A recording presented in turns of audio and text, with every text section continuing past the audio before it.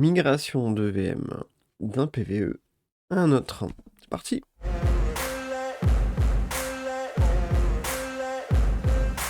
Bonjour à tous, bienvenue aux nouveaux abonnés. On a un peu plus de 700. Ça continue de monter. Merci à tous. Une vidéo qui de nouveau sera assez courte logiquement, sur lequel je vous montre un peu brièvement les possibilités qui s'offrent suite à la mise en place du cluster, à savoir notamment la possibilité de faire de la migration. Alors, quelques précisions par rapport à cela. Le but de la migration, donc, c'est passer une VM d'un PVE à un autre pour l'idée de base. En revanche, il y a quelques éléments quand même à prendre en compte. Pour vous montrer, aujourd'hui, j'ai un service qui s'appelle MDAL qui me permet d'avoir un dashboard avec tout un tas de liens sur les pages qui me sont utiles. Je fais un peu de lumière.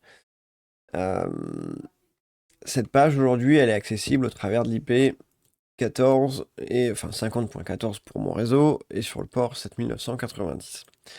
Ce qu'il faut bien comprendre, c'est que lorsque vous allez migrer une machine d'un serveur à un autre, l'intégralité de sa configuration et de la data va être migrée d'un serveur à un autre. Dans mon cas, la data est en local sur le PVE, ce qui veut dire que tout doit être transféré du PVE 1 au PVE 2. Pourquoi je vous dis tout ça? Aujourd'hui, donc je répète, je suis en 50.14 pour l'IP. Si demain je fais une migration telle quelle et que je n'ai pas de paramétrage spécifique mis en place, ce qui va se passer, c'est que certes ma VM va être bougée. En revanche, si je suis par exemple avec une configuration DHCP, configuration standard au niveau de la VM, eh bien ce qui va se passer, c'est que oui, elle va se relancer. En revanche, il y a de fortes chances qu'elle ne soit plus sur cette IP là. Et donc vous n'allez pas le retrouver facilement. Donc pour vous faciliter un petit peu la vie, donc là vous voyez qu'elle tourne, j'actualise, je suis dessus, elle est sur mon PVE numéro 1 et elle est ici. Il est ici mon MDAL, tourne depuis un peu plus de 2 jours. Ce que vous pouvez faire, c'est que dans votre réseau, vous voyez qu'ici moi j'ai fixé l'IP, donc 50.14, 50.14. Pour faire ça, donc historiquement vous êtes on est en DHCP quand la VM se lance. Vous passez en statique, vous lui mettez l'adresse IP que vous souhaitez, /24 pour le sous-réseau, la passerelle qui correspond à l'IP de votre box, pour moi 50.254, et vous validez le tout. De cette manière-là, ce qui va se passer, c'est que comme toute la configuration est reprise lors de la migration, eh bien la VM, une fois qu'elle sera déplacée, va se relancer sur l'IP qui a été mis en configuration dans votre VM. Donc, on fait la migration, donc je clique dessus, je vais faire migrer, j'indique où je souhaite aller, donc là dans mon cas il n'y en a qu'un autre qui n'a pas 50 choix, PVE2, il va arrêter la VM, la basculer sur le serveur, le nœud que vous lui avez indiqué, puis la redémarrer en prenant en compte, encore une fois, le paramétrage de la VM.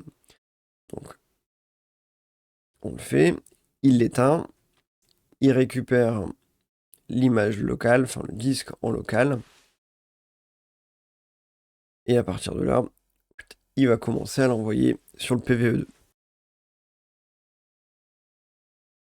Ok, donc là, ça avance plutôt pas mal. On est sur la fin.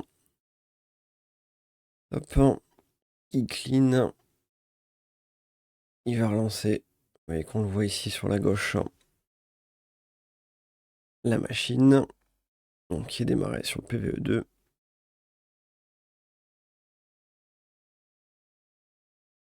Ok, donc task ok.